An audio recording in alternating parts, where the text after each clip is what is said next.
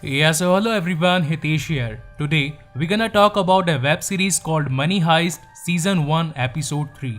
इस कहानी की शुरुआत इसके लास्ट पार्ट के जस्ट बाद से स्टार्ट होती है और वही सीन शिफ्ट होता है रॉयल मिंट की तरफ, जहाँ पर हम देखते हैं कि अब सारे होस्टेजेस जमीन पर सो रहे होते हैं और अब क्योंकि सभी लोग डर जाते हैं तो वहीं पर बर्लिन उन सभी को कहता है कि आप लोगों को डरने की कोई भी जरूरत नहीं, जब तक मैं जिंदा हूँ आप लोगों का ख्याल में रखूंगा, बस आप हमें कॉपरेट करते रहिए, हम भी आपको कॉपरेट करते रहेंगे। और साथ ही बर्लिन ये भी कहता है कि आप लोग काफी बोर हो गए होंगे, इसलिए मैं कुछ लोगों की टीम बनाकर उन्हें कुछ काम देना चाहता हूँ। और तभी वो आर्थुरो और साथ ही एलिसन के बॉयफ्रेंड को बुलाता है और उन्हें मॉस्को के साथ में भेज देता है।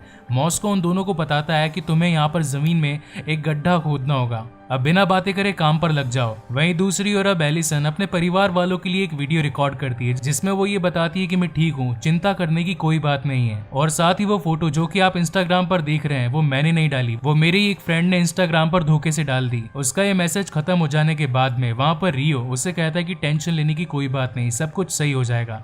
मगर उन दोनों की बातें चली रही थी और वहाँ पर टोक्यो आ जाती है। उन दोनों को आपस में बातें करता देख टोक्यो को जलन होती है और तभी वो रियो को साइड में ले जाकर उससे बातचीत करने लगती है। और वहीं एलिसन टाइम पाकर अपने मोबाइल को लेकर इंटरनेट ऑन करती है और इंस्टाग्राम से उस फोटो को डिलीट करने की कोशिश करती है, मगर बाहर बैठी पुलिस को इस बात का पता चल जाता है कि अंदर कोई मोबाइल चालू हुआ है। और तभी पुलिस वाले उसके मोबाइल को हैक करके उसके कैमरे का एक्सेस पाते हैं और उसी के मोबाइल से वीडियो बनाना शुरू कर देते हैं। मगर ऐसा करते हुए रियो की नजर एलिसन पर पड़ जाती है और वो उसका मोबाइल फेंक कर तोड़ देता है। मगर इसी बीच एक 6 सेकंड की वीडियो में रियो का फेस कैद हो जाता है और अब इस बात का पता पुलिस वालों को भी चल जाता है कि अंदर रियो नाम का एक हैकर है जो कि साइबर सिक्योरिटी को क्रैक करने में माहिर है और साथ ही अंदर 67 फोन भी है जो कि उन्हीं हॉस्टेजेस के हैं। और अब ये सारी इन्फॉर्मेशन रेकल को कॉल करके बताई जाती है कि हमने उन लुटेरों में से एक लुटेरे का चेहरा देख लिया, आप जल्दी से यहाँ पर आइए और केस को वापस से हैंडल कीजिए। इसी बात को सुनकर फटाफट से रेकल अपने हेडक्वार्टर में आती है और उस वीडियो को देखती है और इस वीडियो को देखने के बाद में वो अगेन प्रोफेसर को कॉल लगाती है। मगर तब प्रोफेसर उस पर गर्म होता है और उसे कहता है कि मेरे मना करने के बावजूद आपने गलती करी, आपने स्वॉट को अंदर भेज दिया, ऐसी गलती दोबारा नहीं होनी चाहिए। और साथ ही प्रोफेसर कुछ दवाई, मेडिसिन और पानी की सप्लाई भी मांगता है और कहता है कि इन सभी चीजों को एक ट्रांसपेरेंट बैग में लाया जाए। रेकल उसकी बात को सुनकर हामी भर देती है और तभी वहां पर प्रोफेसर रेकल को उसके कॉल करने का जवाब पूछता है कि आखिर तुमने मुझे कॉल क्यों लगाया। तभी वहां पर रेकल उसे कहती है कि हमें तुम्हारे एक साथी का पता चल गया है और अब जितना जल्दी हो सके अपना सरेंडर कर दो, वरना पुलिस तुम्हें पकड़कर ऑन द स्पॉट जान से मार देगी। मगर इस बात पे प्रोफेसर यकीन नहीं करता। तभी रेकल उसे बताती है कि अंदर की एक वॉल पे 67 मोबाइल्स है हॉस्टेजेस के नाम के साथ में, इससे बड़ा और सबूत क्या चाहिए तुम्हें। और इतना कहकर रेकल फोन रख देती है। वहीं प्रोफेसर डायरेक्ट कांटेक्ट करता है बर्लिन से, उसे पूछता है क्या अंदर कोई सीक्रेट कैमरा है, बिकॉज अभी पुलिस ने मुझे बताया कि वहां पर उन्हें एक लुटेरे की फोटो मिली है और साथ ही वो दीवार की भी फोटो उनके पास में है जिस पर सारे के सारे मोबाइल चिपका रखे हैं। इस बात को सुनकर अब बर्लिन भी अपने काम पर लग जाता है और वो पहुंचता है सीधा उसी हॉल में जहां पर सारे हॉस्टेजेस थे और वो उनसे कहता है कि मुझे पता है कि आप ही में से किसी ने वो फोटो लीक करी है, अब सच सच बताओ कि तुम में से वो कौन इंसान था। मगर तब कोई भी उसकी बात का जवाब नहीं देता और तब बर्लिन उन्हें कहता है कि एक एक करके सभी अपने कपड़े उतारो और सभी इसकी बात को मानते हुए कपड़े उतारने लगते हैं। मगर तभी वहां पर रियो आ जाता है और कहता है कि ये मेरी गलती की वजह से हुआ था। इस बात से हालांकि बर्लिन को काफी गुस्सा आता है और तभी वो ओस्लो और हेलसिंकी को बुलाकर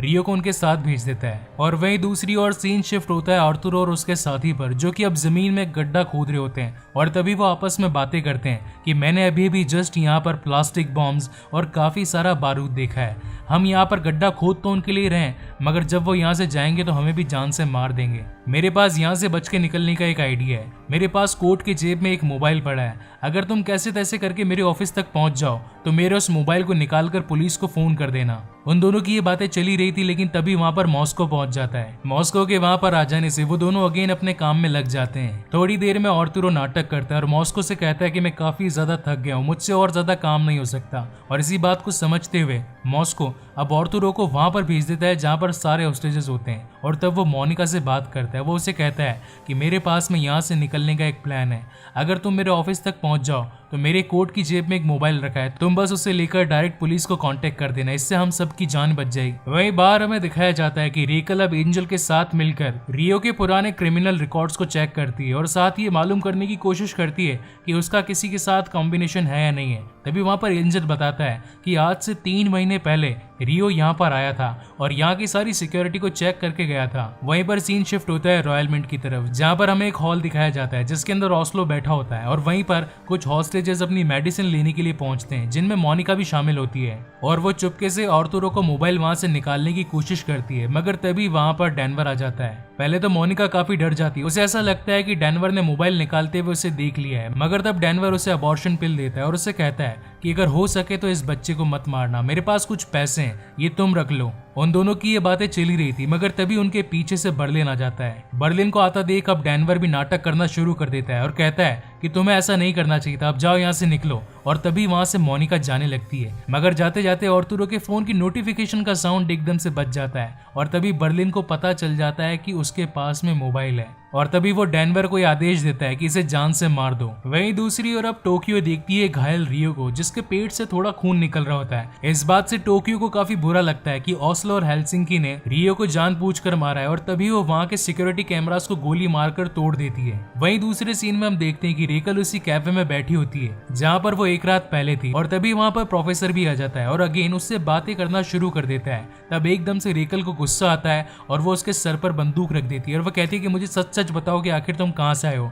मुझे पता है कि तुम रिपोर्टर हो और सच्चाई जानने के लिए तुम किसी भी हद तक जा सकते हो। पहले तो एक बार के लिए प्रोफेसर डर जाता है और उसे ऐसा लगता है कि रेकल को हमारे प्लान के बारे में सब कुछ पता चल गया है, मगर जब वो रिपोर्टर वर्ड का यूज करती है तब वहां पर प्रोफेसर नाटक करना शुरू कर देता है और कहता है कि मैं तो यहाँ पर रोज आता हूँ, तुम चाहो तो यहाँ के ओनर से भी पूछ लो। और तभी वहां का ओनर भी उन दोनों को शांत करवा कर कहता है कि हाँ, ये प्रोफेसर है और यहाँ पर रोज कॉफी पीने के लिए आते हैं। वहीं अगले सीन में हम देखते हैं कि अब डेनवर मोनिका को जान से मारने के लिए एक वॉशरूम में पहुंच जाता है। मोनिका वहां पर काफी रोती है, काफी चिल्लाती है और दया की भीख मांगती है कि प्लीज मुझे जान से मत मारो। और तभी एक गोली चलने की आवाज आती है और इसी के साथ ये एपिसोड यहीं पर खत्म होता है। सो गाइज, आपको ये वीडियो कैसा लगा प्लीज मुझे लाइक और कमेंट करके जरूर बताइएगा। इसकी आगे की कहानी आपको चौथे एपिसोड में मालूम चलेगी। And again guys, thank you very much for watching this video. मिलते हैं अगले वीडियो में।